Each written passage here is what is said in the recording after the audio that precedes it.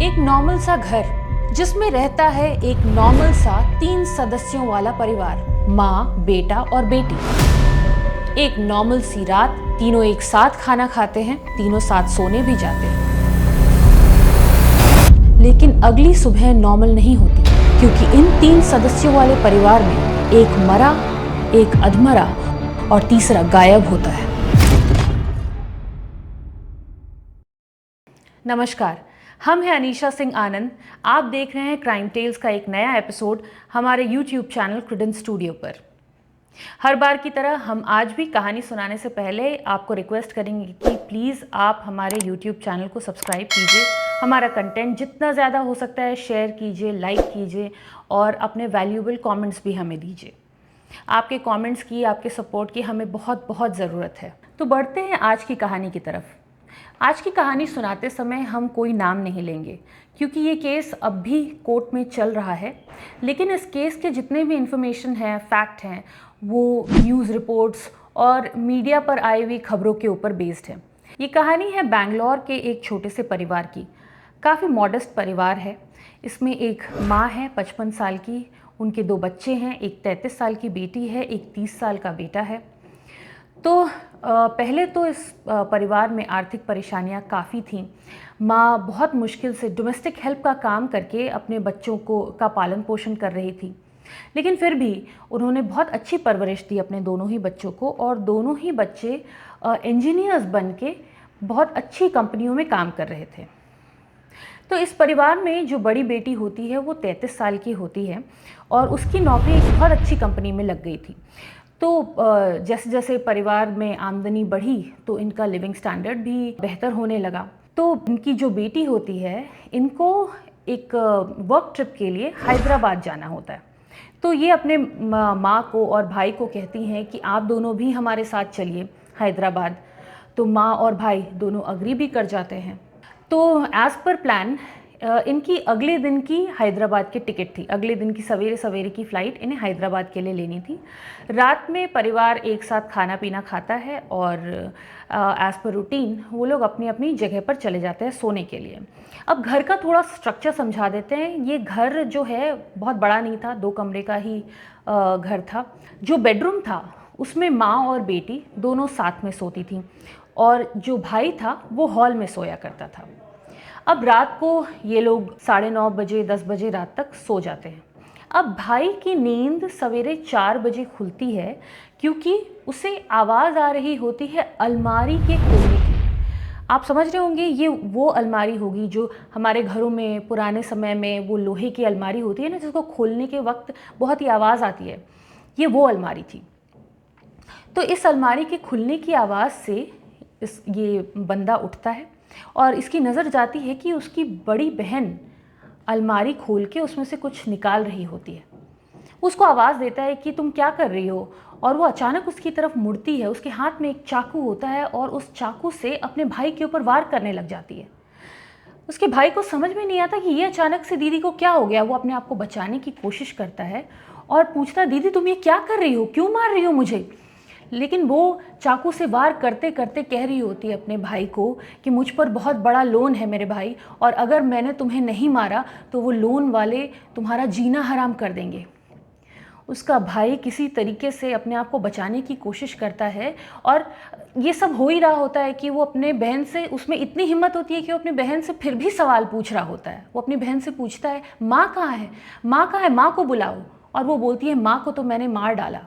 भाई एक तरीके से सदमे में चला जाता है, लेकिन उसके सामने सबसे पहले ये काम था कि वो अपने आप को अपनी बहन से बचाए। उसकी बहन कॉन्स्टेंटली, कंटिन्यूअसली उस चाकू, उस धारदार चाकू से उसके ऊपर वार कर रही होती है।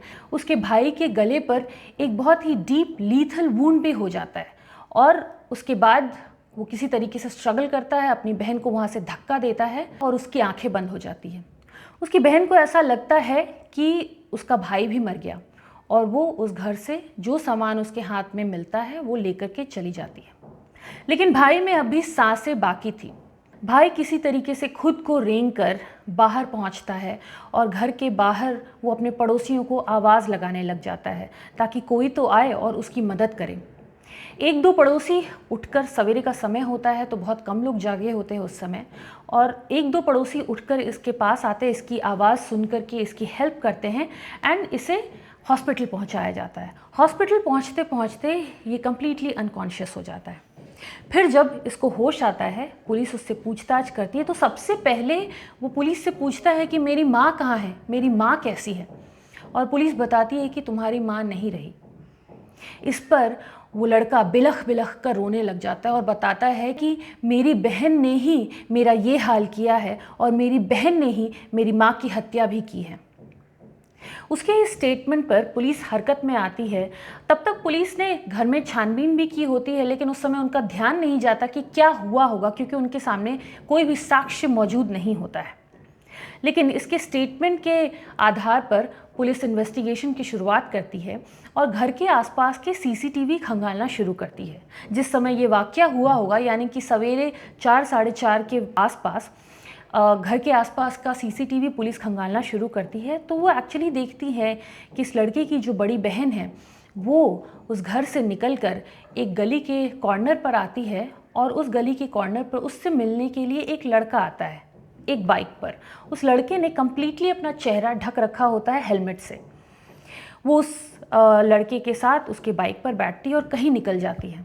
पुलिस की इन्वेस्टिगेशन में मालूम चलता है कि वो लड़का उसका बॉयफ्रेंड हो सकता है, और उन्हें ये भी पता चलता है कि इस लड़के की बहन और वो लड़का दोनों ही पोर्ट ब्लेयर के लिए निकले हैं। उन्होंने पोर्ट ब्लेयर के लिए एक फ़्लाइट पकड़ी थी।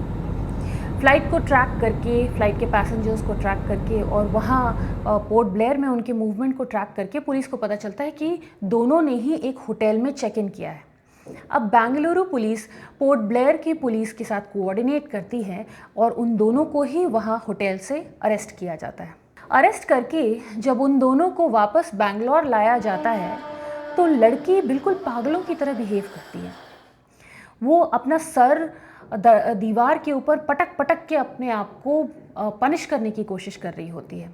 हालांकि पुलिस उसको किसी तरीके से संभालती है, लेकिन इसके साथ ही उसके साथ जो लड़का होता है, जो उसका बॉयफ्रेंड होता है, वो कहता है उसे तो पता ही नहीं था कि उसकी गर्लफ्रेंड ने अपनी माँ का मर्डर कर दिया है और अपने भाई का इस तरीके से मार मार के उसका बुरा हाल कर दिया है।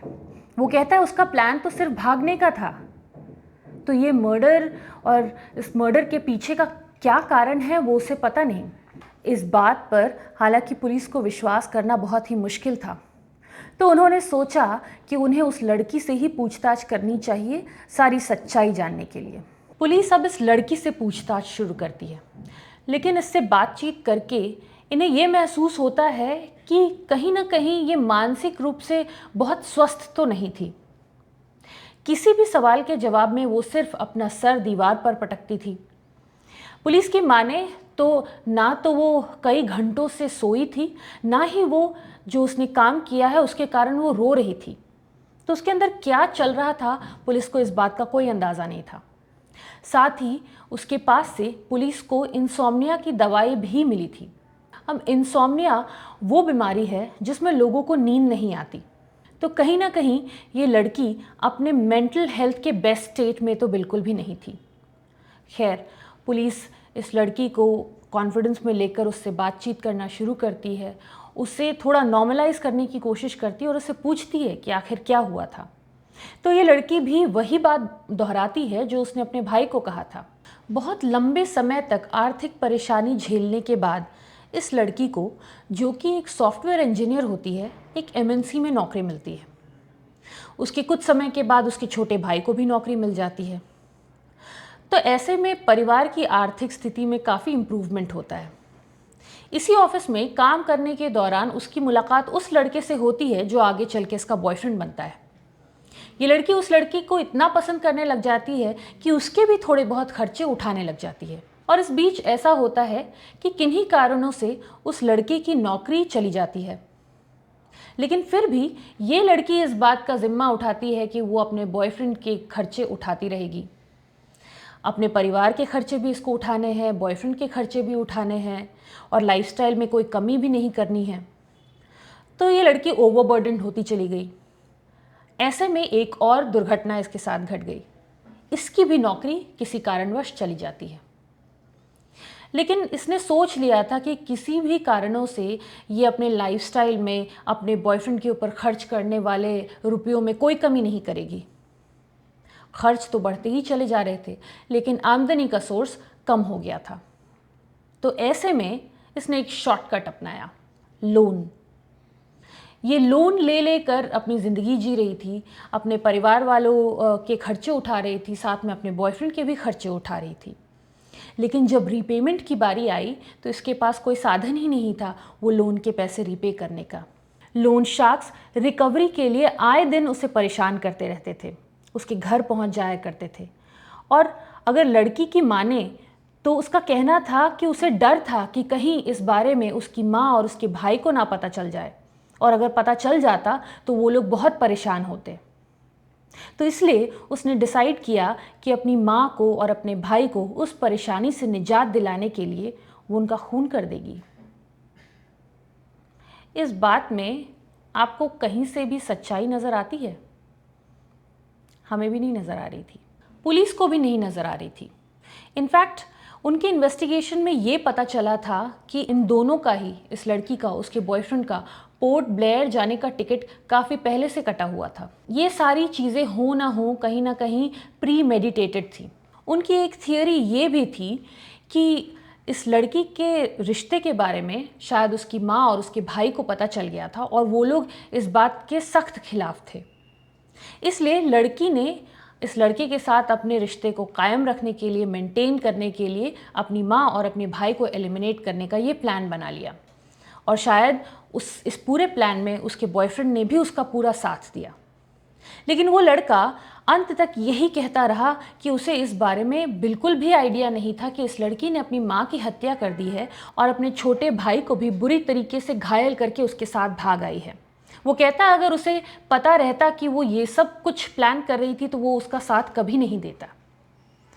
खैर, इन सारी चीज़ों के बाद ये केस कोर्ट में जाता है।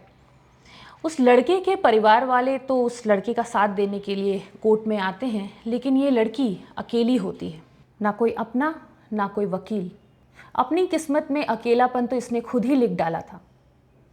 इसने उस माँ की हत्या कर दी थी जिसने कितनी कठिनाई से इसे जन्म दिया था, इसे पाल पोस कर बड़ा किया था, और अपने ही हाथों से इसने अपने छोटे भाई को लहूलुहान कर दिया था, जिसके शायद रक्षा की इसने हमेशा से कसम खाई होगी।